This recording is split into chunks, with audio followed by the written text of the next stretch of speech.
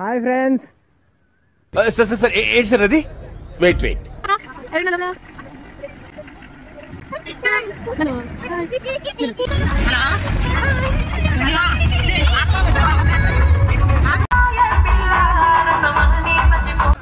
I am SPY Jayanti. I am SI Chakrapani. I am Bhasha number 1420.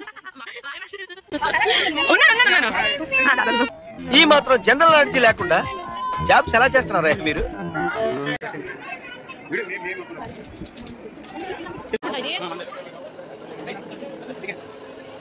ఇప్పటి వరకు చూసింది మీ recap మాత్రమే, అసలైన వీడియో ముందుంది.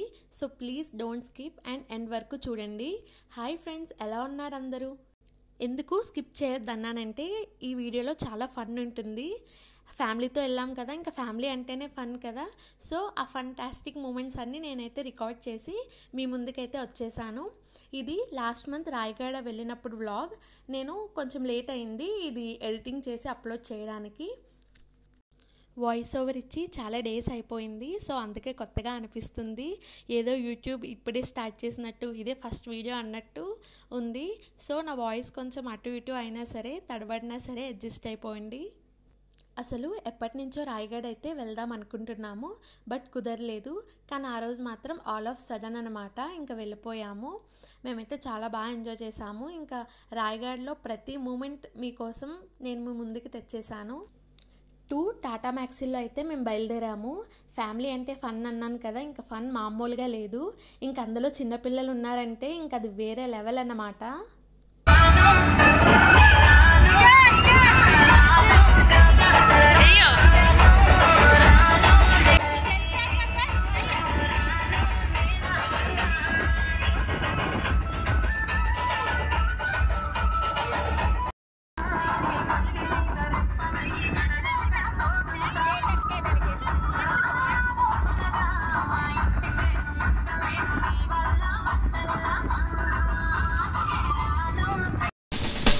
ఎవడ్రా నువ్వు? భాష, అబ్దుల్ గంజ్ ఆలీ ఖాన్ కా ఆఖరి బేటా. చిన్న భాషకి చెప్పు. చిన్న భాషనా? ఎస్, నా పేరు భాష, వీడు నా చిన్న భాష. A few moments later.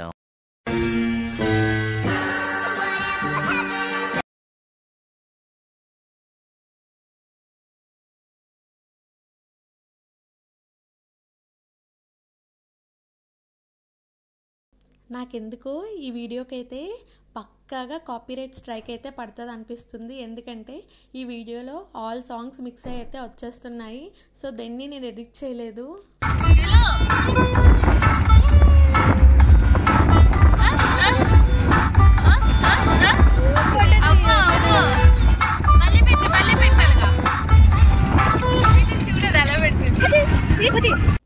సాంగ్స్కి అయితే పక్కా కాపీరైట్ పడుతుంది, మరి డైలాగ్స్కి పడుతుందా?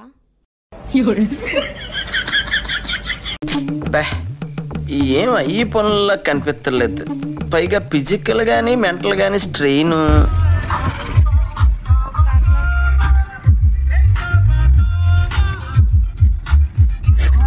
ఓవర్ యాక్షన్ ఇటు అంటున్నావేంట్రా? Over action నోర్మోయ్.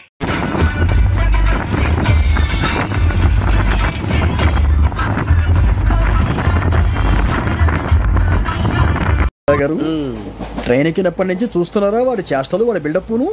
ఉమ్మేసినా పట్టించుకోట. ఇంకోసారి ఎవరి పట్ల ఇలా బిహేవ్ చేయకుండా చిన్న టచ్ ఇద్దాం. మొదట చిన్నపిల్లలతో జర్నీ మామూలుగా ఉండదు, పెద్ద సావాసం అనే చెప్పాలి.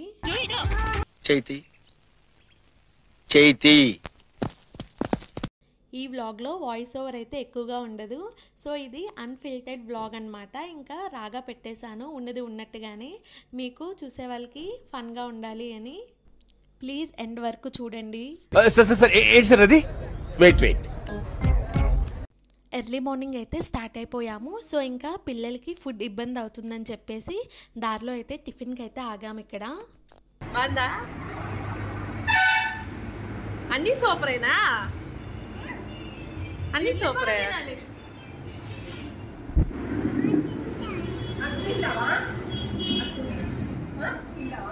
లేదు ఫాదర్ డాటర్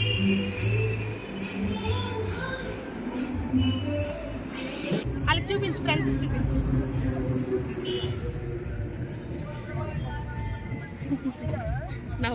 రాయగఢ్ అయితే ఎప్పుడో చిన్నప్పుడు వెళ్ళాము, అది కూడా బై ట్రైన్ అయితే వెళ్ళాము.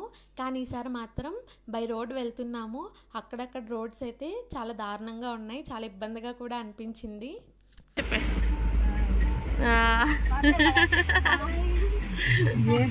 మా అమ్మని చూడండి, ఇంకా నిద్రమత్త అయితే అస్సలు వదలలేదు. అవును, చెప్పే హాయ్, చెప్పే హాయ్, చెప్పు జూలీ, హాయ్ చెప్పు. మా అమ్మకి చెల్లికి అయితే జర్నీస్ అంటే భయం. సో ఇంకా వాళ్ళు జర్నీస్లో ఇలానే మూడీగా నిద్రలో ఉంటారు. కానీ మా నానమ్మని చూసారు కదా ముందు ఎలా ఎంజాయ్ చేస్తుందో.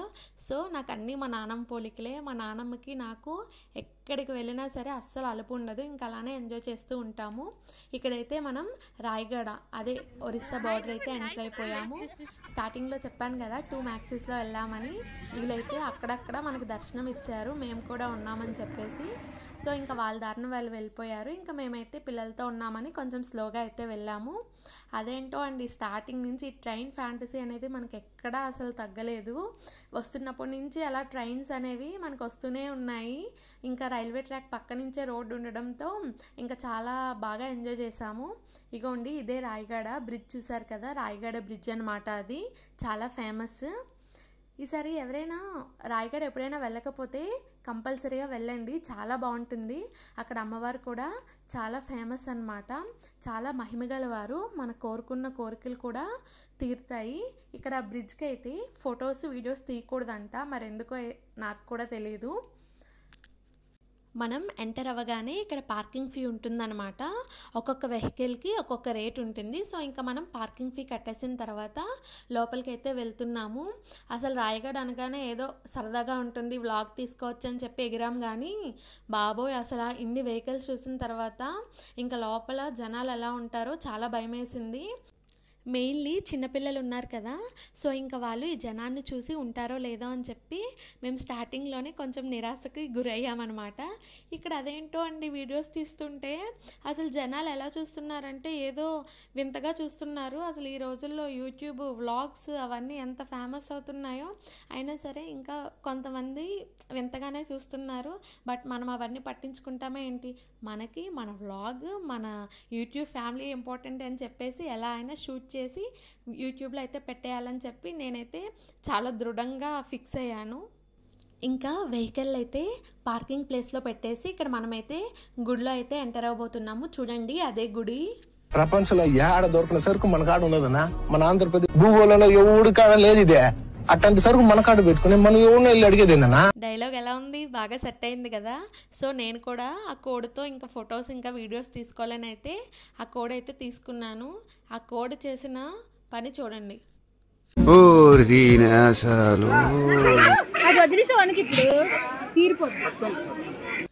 బ్యాక్గ్రౌండ్ డైలాగ్ నిజమే. ఆ కోడ్ని కానీ నేను వదిలేసి ఉంటే నాకు నిజంగానే తీరిపోను. ఎందుకంటే అక్కడ కోడి రేట్స్ చాలా హైక్లో ఉంటాయి. సో ఇంక అదైతే మేము బయట కొనుక్కొని తీసుకొని వెళ్ళాము.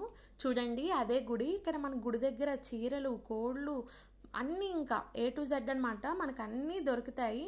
సో ఏది మనం ఇంటి దగ్గర నుంచి అయితే తీసుకొని వెళ్ళవసరం లేదు. ఇన్ కేస్ మీకు వీలైతే తీసుకొని వెళ్ళండి. మనమైతే mostly waited Shri Shri Majjigairamma temple రాయగఢకి అయితే వచ్చేసాము. మీరు అనుకోవచ్చు బోర్డు మీద ఒక నేమ్ ఉంది, మీరు ఒక నేమ్ చెప్పారని. మనకి చిన్నప్పటి నుంచి తెలిసిన నేమ్ ఇదే. వాళ్ళ బోర్డు మీద ఏం రాసుకున్నా మనకు అనవసరం.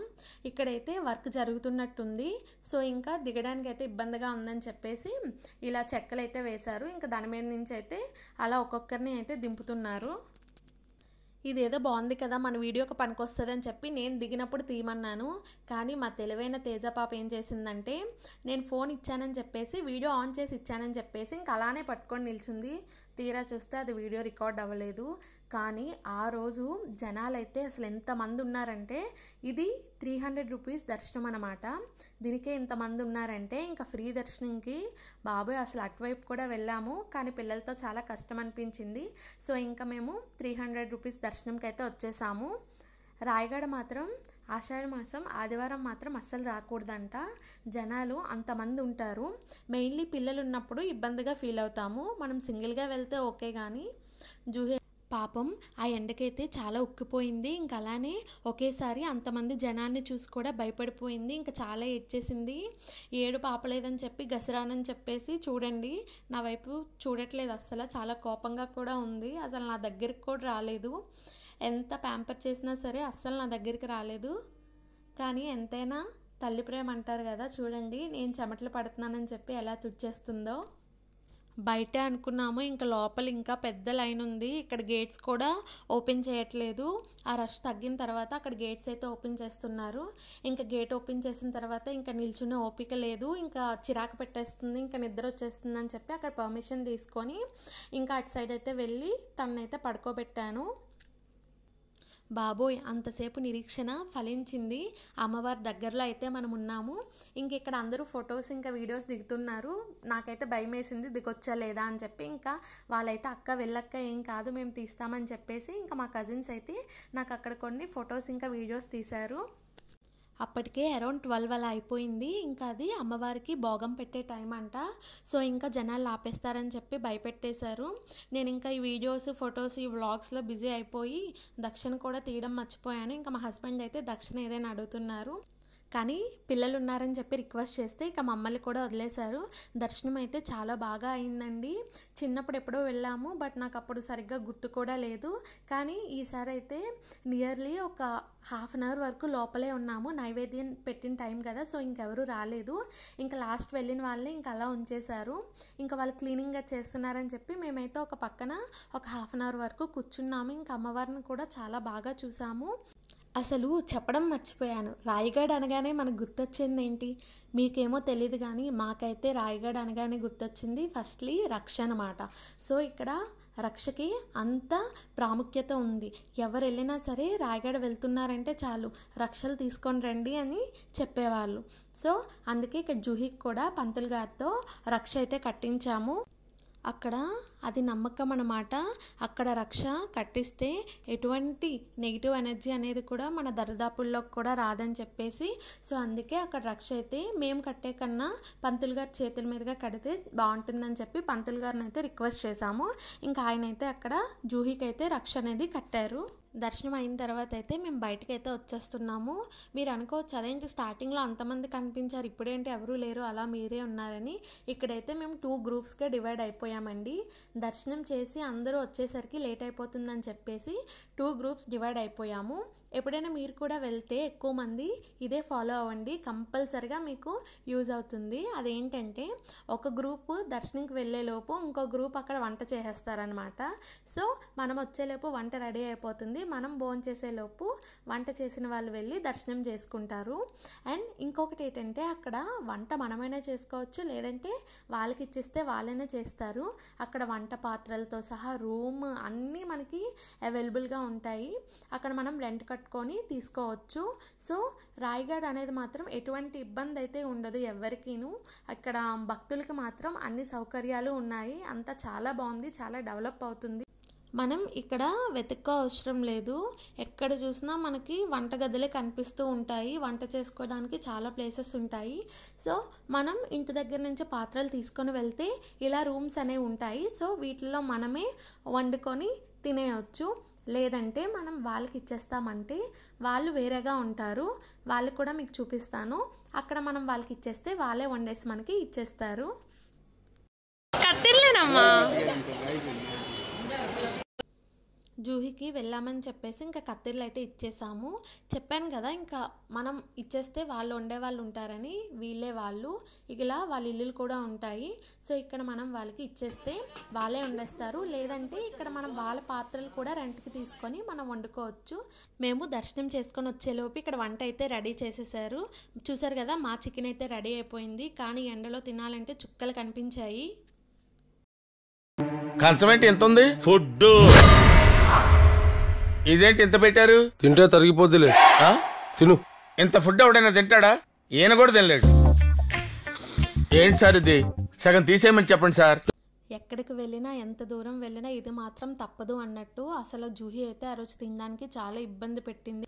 అప్పటి వరకు డివైడ్ అయిపోయాం కదా, సో ఒకరినొకరిని చూసుకోలేదు. ఇంకా వాళ్ళ అమ్మమ్మని చూసి అయితే ఎగ్జైట్ అయింది. ఇంకా వాళ్ళ అక్కతో అయితే చాలా బాగా ఆడుకుంది. ఇంకా ఇద్దరు అల్లరైతే మామూలుగా లేదు. సో పిల్లలతో బయటకు వెళ్ళినప్పుడు చాలా ఓపికతో ఉండాలని మాత్రం నాకైతే ఈ ట్రిప్ ద్వారా తెలిసింది. దర్శనం బాగా అయింది, ఫుడ్ బాగా కుదిరింది. ఫుడ్ అయితే చాలా బాగా కుమ్మేశాము. ఇంకా హాట్ వెదర్ కానీ ఈ జర్నీ కానీ అవి ఏమీ తెలియలేదు. ఇంకా రిటర్న్ అయిపోతున్నప్పుడు వాటర్ ఫాల్స్కి అయితే వెళ్దాం అనుకున్నాము. బట్ మనం ఒకటి అనుకుంటే దేవుడు ఒకటి తలుస్తాడు అన్నట్టు వాటర్ ఫాల్స్కి వెళ్దాం అనుకునే లోపు చాలా పెద్ద వర్షం అయితే పడింది. సో ఇంకా వాటర్ ఫాల్స్ అనేది క్యాన్సిల్ అయిపోయింది. ఇక్కడికి వెళ్ళలేదు. పిల్లలు ఉన్నారు కదా, ఇంకా మరీ లేట్ అయితే వాళ్ళు ఇబ్బంది పడిపోతారని చెప్పేసి ఇంకా మేమైతే ఇంటికైతే రిటర్న్ అయిపోతున్నాము. దారిలో సీనరీస్ చాలా బాగున్నాయని చెప్పి నేనైతే కొన్ని వీడియోస్ క్యాప్చర్ చేసుకున్నాను.